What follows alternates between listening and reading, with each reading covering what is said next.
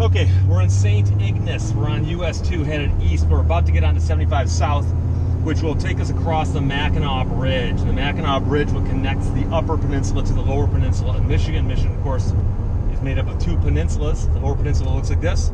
Upper peninsula looks kind of like this, but the upper is not as anatomically correct as the lower is. So the Mackinac Bridge, for those of you who don't know, is a 5-mile long bridge, a very, very long bridge. It's one of those construction wonders where in Michigan everyone knows about it. It's an amazing thing to see. I know some people who live downstate who have not ever actually been across it, but that's a shame. It is the gateway to the upper peninsula of Michigan, so it's very, very cool. But like I said, it's an engineering marvel. You'll see it in just a second here as we come around the edge. We got to pay a toll. I jokingly tell people that it's and then we got some groove strips there. I tell people that the toll is actually just the price of admission to get into the upper peninsula. I think it's going to cost me $4. But these things sound worse than they are, what can I tell you? Came through here yesterday and had everything set up and had some technical issues. It also sprinkled a little bit, which I wasn't expecting, but the technical issues were in fact operator error, as I like to say. But the north end where I am right now is St. Ignace. The south end is Mackinac City. There's also an island off to the east here called Mackinac Island. For those of you who are fans of the movie Somewhere in Time with Christopher Reeve, major portions of that movie were shot there on the Grand Hotel. And you can actually see the Grand Hotel from the bridge. I'm not sure if I'll pick it up the way my cameras are situated, but as we cross over the bridge on the right-hand side to the west will be Lake Michigan. To our left-hand side, to the east, will be Lake Huron. And there's a debate about that. Those are two of the 5 Great Lakes. There are some people who suggest that, in reality, Lake Michigan and Lake Huron should be considered one big lake because the connection at the top is almost 5 miles across. So, but for years, they've always treated them like 2 separate lakes. And the explorers who first saw them from Europe imagined that they were 2 separate bodies of water also. But obviously a lot of shipping goes through here. You can go down Lake Michigan, wind up in Green Bay pretty quickly, or even in Chicago. And then, of course, the other direction, you can go around to Detroit and Cleveland, or you could head northeast and wind up at Sault Ste. Marie, which would then put you into Lake Superior. So this is one of the major aquatic crossroads. First time I've used that phrase today. So, like I said, when I was a little kid, I remember we used to look forward to coming up north and crossing the bridge. Variety of reasons, not the least of which was just a very, very cool thing to look at, but also because of that was the the entryway, the demarcation between the upper and the lower peninsulas. So my family's from the upper peninsula originally. All my ancestors are from the upper peninsula by way of Finland, but having lived in the lower peninsula most of my adult life, it's always fun to come back up here. So I've always enjoyed coming back here. So about to flip the $10. And like I said, it's a very, very large bridge. It's interesting, before the bridge was here, you had to take a ferry across, and then prior to that, you had to just go around the lake. So in 1913, when the National Guard got sent to the Upper Peninsula of Michigan, they went by train through Chicago, and it took them a while to get there. Of course, now they just loaded the trucks and drive across the bridge. So I don't know why this is taking so long. Normally, blow right through here. I know one of the guys here, but I don't see. He's not in my booth. He was in my booth yesterday. But it's funny when you get to know the toll takers on a bridge like this.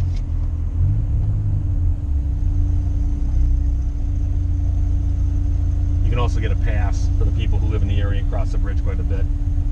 But oh, they take credit cards. That's part of the holdup.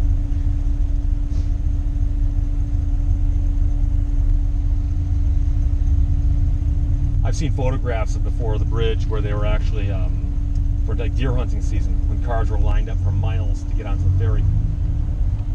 Hello. $4, please. Yep. Out of 10. Yep. $6. Have a good day. Thank you. You too. Thank you. She's got her cash pre-counted. Efficiency in government, my friends.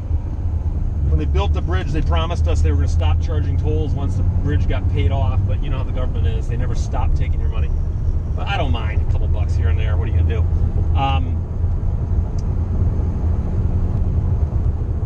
Like I said, the bridge is this engineering marvel. There's two gigantic towers in the middle, and then the suspension parts.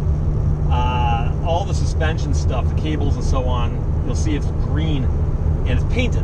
And every single summer when you come up here and cross the bridge, you'll see them painting that stuff, and you realize it's a never-ending job. Literally, they are painting it all year long, and the next year they just paint it again. So it gets weathered quite a bit. Obviously, it's exposed to the elements, as you might imagine. They don't bring the bridge in at night, but the architects who designed the bridge were giving a presentation before the bridge got built to people from the state of Michigan. And somebody asked, they said, you know, you're building this bridge right in the middle of a shipping channel. If a ship runs into one of these towers, won't that cause a great loss of life?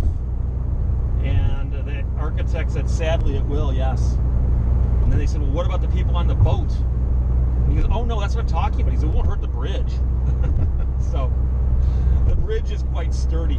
I don't know if the tower's ever been hit by anything, you know, like boat-wise, but they are robust. I mean, it would damage the boat. I've walked across the bridge a couple times on Labor Day. They open it up for pedestrian traffic in the morning, shut it down for vehicular traffic, and they do what they call a bridge walk. You get to walk 5 miles, but it's kind of cool to walk the bridge, which normally is closed to pedestrian traffic 364 other days of the year, 365 on leap years, and it's just cool. I mean, you can see that, you know, off the distance there. I'm not sure if we can pick it up on this camera, but Mackinac Island's over there. Now I'm on the grate that's in the middle, and if you're standing here, you can look straight through and see the water down below, which is a few hundred feet down. I'm going to get off the grate because it's noisy and it's annoying, but it's one of those freaky things. Once in a while they're doing work after they have one lane closed, the other lane closed. You have no choice, but when I get a choice, I'll do this. And I've actually seen photographs taken from the top of these towers where there's actually a way to get up to the top. And I've seen nice wide-angle photographs from up there, but quite frankly, I don't mind this height, but I wouldn't want to be up there. And at the south end is Fort Michilimackinac, which is one of the original forts in the area, going back to like the 1700s. There's also a fort on Mackinac Island. A lot of stuff up here is called Mackinac, Mackinac Island, Mackinac City, the Mackinac Bridge. You'll occasionally see it spelled with a W, but more often than not, it's also AC, which is the French spelling.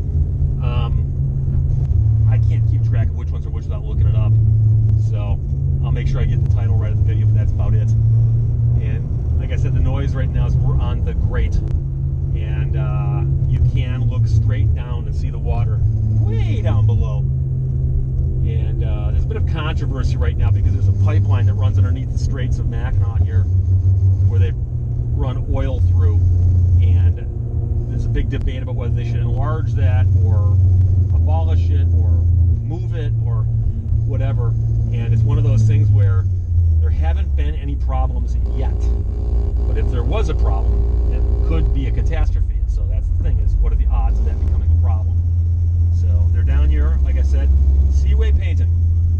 They're apparently painting something. Like I said, oh, nice old Riviera. Wow. Wow, that's beautiful. Buick. It's amazing what you see up here, you know? But anybody who wants to go to the UP, you got to cross the bridge. Unless you're driving up from Wisconsin, that's a long way around from lower Michigan. So, wow.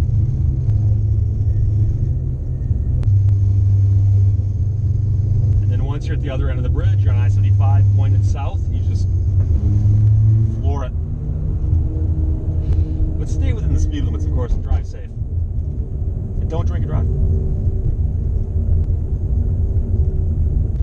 But the north end of town, or north end of the bridge, is St. Ignace. It's a neat little town also.